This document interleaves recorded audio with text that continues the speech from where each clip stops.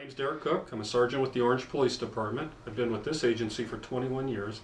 I have 26 years in law enforcement. My assignments have included patrol and detectives and SWAT and K-9, all the really exciting assignments for a police officer. One of the stories that I remembered from back in the 1980s was I got a call of a guy that had been involved in a hit-and-run accident, and when he fled the scene from the car, he started stripping his clothes off, running down the street, throwing them in the bushes. I eventually found him, and he was sitting on a wall smoking a cigarette.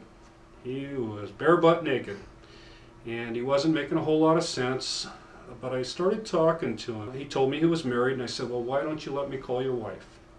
And he told me flat out that his wife would never be able to talk to anybody again. He had killed his wife. And he had just killed his wife. He'd stuck an 8-inch butcher knife through her skull. And he was also upset with her sister, so he had driven to her house, taken another knife and cut her heart out and left her on the front porch of a home. What we didn't know at the time was he had just left that house.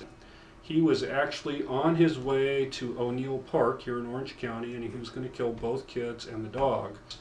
Unfortunately, the wife, the mother of the children, she didn't survive, nor did her sister, but the two kids, they did make it. On something that seemed like just a crazy guy running down the street with no clothes on, turned out to be a double homicide. But eventually, he did come around, and he confessed to the whole thing, and so he is in a mental institution and will be there for the rest of his life. But the interesting thing is, every once in a great while, I still get a Christmas card from Charles. He tells me that he's okay and he's doing all right, and apologizes to me every time for what happened.